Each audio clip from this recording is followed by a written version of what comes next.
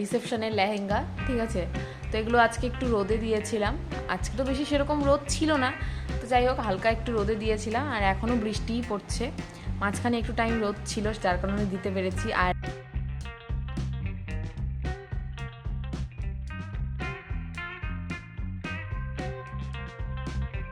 Good afternoon everyone, welcome back to my channel to a new blog. আজকে হচ্ছে 12 September, বৃহস্পতিবার। আর এখন সময় হয়ে গিয়েছে ওই দুপুর 12টার মতন, ঠিক আছে। তো সকালবেলা খাওয়া দাওয়া হয়ে গিয়েছে। তারপর দেখো আজকে সকালে ম্যাগি করেছিলাম। আর তারপর দুপুরবেলা রান্নাবান্না বসিয়ে দিয়েছি। এখানে করব আলু ফুলকপি ভাজা, তার সাথে রয়েছে ঝিঙে পটল দিয়ে পোস্ত। এখানে দেখো পোস্ত, কাজু, তারপর লঙ্কা এগুলো বেটে নিয়েছি। আর এদিকে কিন্তু ডাল চচ্চড়ি বসিয়ে দিয়েছি, মানে পেঁয়াজ রসুন একবারে ভালো করে ভেজে ডালের সাথে তারপর কিন্তু ডাল দিয়ে ভালো করে ভেজে জল দিয়ে দিয়েছি। তো এগুলোই আজকে দুপুরবেলা রান্নাবান্না, এগুলোই খাওয়া দাওয়া করব। তো চলো তোমরা দেখতে থাকো পুরো ব্লগটা। এখন দেখো রাত্রি এখন বাজে ওই 8:30টার মতন। তো আমি আজকে রুটি বেলছিলাম। এখানে দেখো মোটামুটি সবগুলোই মোটামুটি বেলে নেওয়া হয়ে গিয়েছে। আর আমি অতটাও ভালো রুটি করতে পারি না, তাও চেষ্টা করছিলাম যাতে ভালো হয়। কারণ কি বলো তো, মানে রাত্রেবেলা না মাঝে মাঝে রুটি খেতেও ইচ্ছে করে। আর আজকে আমি যেগুলো যেগুলো করেছিলাম সেগুলো দিয়ে রুটি খেতেই বেশি ভালো হবে, যার কারণে রুটিটাই করছিলাম। তো মোটামুটি ভালোই হয়েছিল রুটিগুলো, চেষ্টা করেছিলাম আর কি করার। তো সেটাই ভাবলাম তোমাদের সাথে শেয়ার করি। আর কি বলো তো, মানে অনেক কিছু করতে হচ্ছে তো একা একা, সেই কারণেই আর কি সেরকমভাবে ভিডিও আমি দিতে পারছি না, একটু দেরি দেরি হয়ে যাচ্ছে।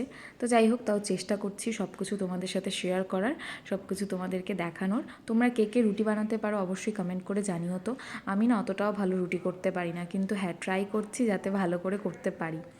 মাঝে কোনো সময় মানে লুচি আর পরোটাটা তাও করতে পারি, কিন্তু রুটিটা আমার অতটাও ভালো হয় না। তো যাই হোক, চলো খাওয়া দাওয়া করে নেব। তো কি কি রয়েছে তোমরা তো জানোই। তো এই যে ডাল চচ্চড়ি, তার সাথে ছিল আলু আর ঝিঙে, সরি পটল আর ঝিঙে দিয়ে পোস্ত। তো এগুলোই ছিল। তো এখন আমরা খাওয়া দাওয়া করে নেব। আমি, সুরজিৎ আর ম্যাক্সও রুটি খেতে পছন্দ করে। আর এটা হচ্ছে নেক্সট দিনের ব্লগ, আর আগের দিনের ব্লগটা শেষ করা হয়নি। আজকে এনেছিল সুরজিৎ চিংড়ি মাছ। তো ভালো করে চিংড়ি মাছটাকে এখানে দেখো ম্যারিনেট করে নিয়েছি, টক দই, হলুদ, সর্ষের তেল আর হচ্ছে নুন দিয়ে। আর এখানে হচ্ছে সব কিছু পেস্ট করে নিব। আর এদিকে বসিয়েছি আলু আর কুয়াশ দিয়ে ভাজা। আর ম্যাক্সের এখানে দু একটা চিংড়ি মাছ দিয়ে সয়াবিন দিয়ে করে দিয়েছি। তো এখানে দেখো পুরো মশলাটা যে করেছিলাম এটার মধ্যে ছিল অল্প পেঁয়াজ, রসুন, তারপর কাজু, লঙ্কা, এগুলো ভালো করে যে বেটে নিয়েছিলাম সেটাকে ওটার মধ্যে দিয়ে দিলাম। তারপর না আমার অ্যামাজন থেকে একটা পার্সেল এসেছিলো, মানে অ্যাকচুয়ালি আমার জুতো এসেছিলো, আমি একটা জুতো অর্ডার করেছিলাম। বাট জুতোটা না মানে ছোট সাইজ এসেছে, মানে সাইজটা ছোট ছিল, যার কারণে আমাকে আবার রিটার্ন করে দিতে হয়েছে। সেই কারণে তোমাদেরকে দেখালাম না, পরে আমি মানে নর্মালি দোকান থেকে গিয়ে কিনে নিব। তো যাই হোক, এদিকে দেখো পেঁয়াজটা মোটামুটি ফ্রাই হয়ে গিয়েছে।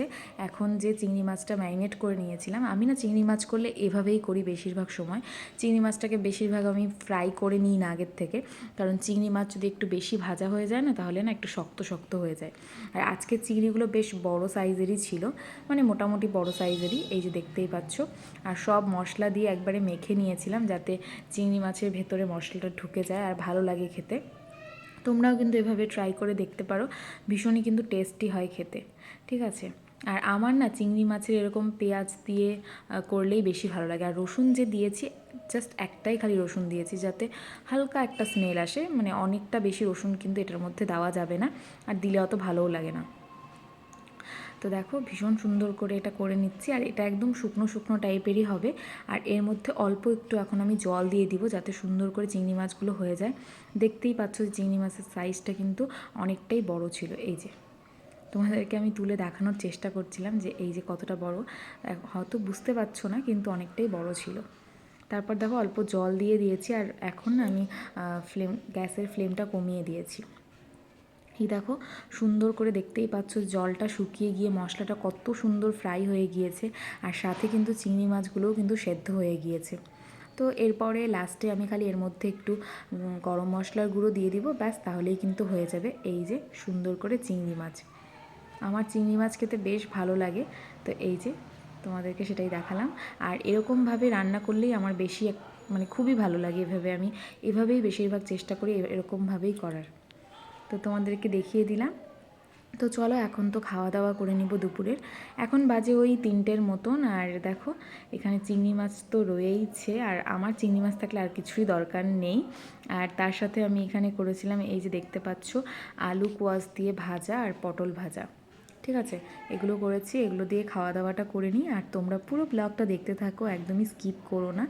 তো চলো এখন খেতে বসে গিয়েছি, খাওয়া দাওয়া করে তারপর তোমাদের সাথে দেখা করছি। এই দেখো বন্ধুরা, আমার লেহেঙ্গাটা মানে আমার রিসেপশনের লেহেঙ্গা, ঠিক আছে। তো এগুলো আজকে একটু রোদে দিয়েছিলাম। আজকে তো বেশি সেরকম রোদ ছিল না, তো যাই হোক হালকা একটু রোদে দিয়েছিলাম। আর এখনও বৃষ্টিই পড়ছে, মাঝখানে একটু টাইম রোদ ছিল যার কারণে দিতে পেরেছি। আর এর আগে কয়েকদিন আগে শাড়িগুলো দিয়েছিলাম, কারণ তোমরা জানো কি না জানি না, তবে ভাদ্র মাসে কিন্তু মানে এরকম আলমারির জিনিসপত্র রোদে দেওয়া নাকি ভালো, তাহলে নাকি মানে পোকামাকড় এগুলো ধরে না, মানে কোনো কিছু নষ্ট হয় না। এটাই হচ্ছে ওই মা ঠাকুমার আমল থেকে শুনে আসছি, যার কারণে আমি এটাও দিয়েছিলাম। তো এটা দেখো, তোমাদেরকে একটু দেখিয়ে দিলাম। আর তোমরা যদি দেখতে চাও লেহেঙ্গা আমার, তারপর বেনারসি সব কিছু, মানে আমি বিয়েতে কি কি পরেছি এভরিথিং তোমাদেরকে দেখাবো। তোমরা যদি দেখতে চাও তাহলে অবশ্যই কমেন্ট করো, ঠিক আছে, তোমাদেরকে দেখাবো। তো চলো, তো এখানে এন্ড করছি। যদি তোমাদের ভিডিওটাতে কিছু ভালো লাগে তাহলে অবশ্যই একটা লাইক করো, আর কমেন্ট করে জানিও যে কেমন লাগলো, আর শেয়ার করে দিও ভিডিওগুলো। ভালো লাগলে আমার চ্যানেলটাকে সাবস্ক্রাইব করো। তো চলো আজকের জন্য এইটুকুই, দেখা হচ্ছে কালকের একটা সুন্দর তাজা তাজা ব্লগের সাথে। Till then take care, tata, bye by.